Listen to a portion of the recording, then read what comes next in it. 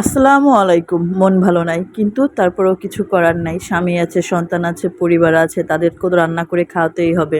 আমরা মেয়েরা অনেক কিছুই পারি। হাজার কষ্ট বুকে চাপা দিয়েও কোমর বেঁধে লেগে পড়তে পারি সংসারের কাজে। হাজার নির্ঘুম রাত পাশ কাটিয়ে সকালবেলা উঠে ফুল দমে ফুল স্পিডে শুরু করে দিই সন্তান গড়ার কারিগর হিসেবে। সময় মতো হাজব্যান্ডকে অফিসে পাঠাতে আমরা সবসময় প্রস্তুত। কি মনে করেন শিক্ষাই জাতির মেরুদণ্ড, শিক্ষকই মানুষ গড়ার কারিগর? না।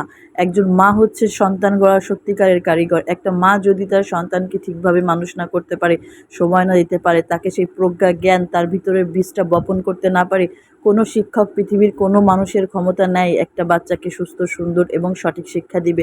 আজ দেখেন দেশের কি অবস্থা। কোথায় সেই মানবতার ফেরিওয়ালাগুলো যারা চুপ করে আছে? আমরা এত কষ্ট করে মায়েরা, বোনেরা, ভাবিরা, যে যেখান থেকে আছি, যে পর্যায়ের মহিলারা আছি, আমরা আমাদের সন্তানদের বাইরে পাঠাই, মানুষের মতো মানুষ করব, স্কুল, কলেজ, ইউনিভার্সিটি। আজ তারা সেখানে যে কি হচ্ছে তাদের? তারা মার খাচ্ছে, মরে পড়ে আছে রাস্তার আশেপাশে। তাহলে আমাদের সেই আশা, সেই স্বপ্ন, আমাদের মেয়েদের যে এই যে ঘরে বসে থাকার মানুষ গড়ার যে যুদ্ধ, সেগুলো সবই বৃথা। শিক্ষক বৃথা, আপনি বৃথা, আমি বৃথা। আমাদের কারো শ্রমের কোনো মূল্য এই মুহূর্তে কিন্তু নাই। যারা মরছে তারাও আমার, যারা মারছে তারাও আমার। কি বলবেন, কাকে বলবেন, কার কাছে বিচার দিবেন? মাঝে মাঝে ভাবি আমিও মানবতার ফেরিওয়ালা হব। কোথাও একটা বিশাল বন্যা হোক, ঘূর্ণিঝড় হোক, চলে যাব, একটা ফুটবল নিয়ে ভলিবল খেলার আয়োজন করব। হাতে থাকবে একটা ক্যামেরা, 50টা বস্তা। একটা বস্তা একজনকে দিয়ে 50টা ছবি তুলবো 5টা অ্যাঙ্গেল থেকে। বাস, মাশাল্লাহ, আমিও আপনিও হয়ে যাব মানবতার ফেরিওয়ালা। কিন্তু এখন যেসব মানবতার ফেরিওয়ালাদের প্রয়োজন, তারা কোথায়? তারা আজ ইঁদুরের গর্তে গিয়ে লুকিয়েছে। আপনার আমার কথা কেউ শুনবে না। আমাদের কথা 5টা মানুষের কাছে হয়তো পৌঁছাবে না। শুধু বোবা কান্না। আমরা দেখতে পারি, বুঝতে পারি, কিন্তু আমাদের বলার কোনো ক্ষমতা নেই। আর যতটুকু আমরা বলতে পারি শোনার মানুষ নাই। আপনারা শিক্ষিত, আপনারা জানেন এই পরিস্থিতি কিভাবে হ্যান্ডেল করতে হয়, আপনারা বোঝেন এই পরিস্থিতি কিভাবে হ্যান্ডেল করতে হয়। প্লিজ সামনে এগিয়ে আসুন। আপনারা জানেন কিভাবে কি ঠিক করতে হয়, কিভাবে কথা বললে পৃথিবীর কোনো সমস্যার সমাধান নাই, এমন কোনো সমস্যা নাই। প্লিজ সমাধান করুন। আর কোনো মায়ের বুক যেন খালি না হয়, আর কোনো বোনের আর্তনাদ যেন দেখতে না হয়। যে আপনাদের মাথায় অনেক প্রেশার, সামান্য একটা সংসার চালাতে গেলে বুঝি যারা রাষ্ট্রের সর্বোচ্চ পর্যায়ে আছেন তাদের, আপনাদের মাথায় অনেক অনেক প্রেশার। সামান্য একটা সংসারের বোঝা টানতে গিয়েই, সংসার নিয়ে টেনশন করতে গিয়েই শেষ হয়ে যায়। আর যিনি একজন দেশের সর্বোচ্চ দায়িত্বে আছেন, যিনি একজন জেলার দায়িত্বে আছেন, যিনি একজন থানার দায়িত্বে আছেন, তিনি কত বড় চাপে আছেন, প্রেশারে আছেন। কিন্তু তারপরও আপনাদেরকে বলি, আপনারাই পারেন, আপনারাই পারবেন। আমরা পারি না, আমরা পারবো না। অনুরোধ করি আপনাদের, সঠিকভাবে সমন্বয় করে চেষ্টা করুন এই সমস্যার সমাধানের। আর কোনো মায়ের বুক যেন খালি না হয়।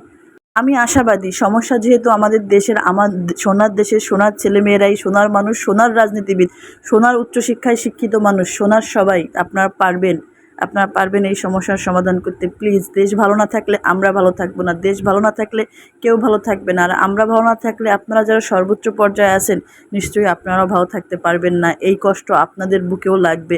তো আসুন সবাই মিলে চেষ্টা করি পরিস্থিতি স্বাভাবিক করার। তো কী আর বলবো, অনেক কথাই বলে ফেলেছি। জানি না আজ কী বলতে কী বলেছি, অনেকগুলো অগোছালো কথা। যদি আপনাদের কারো কাছে এই কথাগুলো পৌঁছে থাকে, এমন কারো কাছে যার একটু হলেও সামর্থ্য আছে, শক্তি আছে এই সব বিষয়ে সঠিক করার বা সমাধান করার, অবশ্যই ডাকে সাড়া দিবেন, পাশে থাকবেন। তো কথা বলতে বলতে আপনাদের সঙ্গে আমার রান্না বাড়া শেষ। আর ওইদিকে আমার আম্মু ছিল অসুস্থ, তানার জন্য আমি খাবার টাবার রেডি করে পাঠিয়ে দিচ্ছিলাম। হাজবেন্ডের জন্য একটা থালি সাজাচ্ছিলাম। আমাদের মেয়েদের জীবনটা না ছকবাঁধা। হাজার কষ্ট, হাজার সমস্যা মাথায় নিয়েও নির্দিষ্ট কিছু কাজ নিয়ম মেনে করে যেতেই হয়, সেখানে কিছু করার নাই। হাজবেন্ডের খাবারটা সাজিয়ে দিয়ে চলে আসলাম বাচ্চার খাবারটা সাজাতে। আজ বাচ্চার স্কুল বন্ধ, সে যাবে না। তো তাকে খাবারটা দিয়ে চলে গেলাম হাজবেন্ডের কাছে, তাকে খাবারটা পরিবেশন করতে। সব কিছুই ছকবাঁধা, কেমন যেন পুতুল নাচের মতো নাচছি আমরা। কিছুই বুঝছি না, কিছুই বলতে পারছি না, কিন্তু বোবা কান্নায় ভরে যাচ্ছে মন। আশা করি সবাই ভালো থাকবেন, নিরাপদে থাকবেন, সুস্থ থাকবেন। আল্লাহ হাফেজ।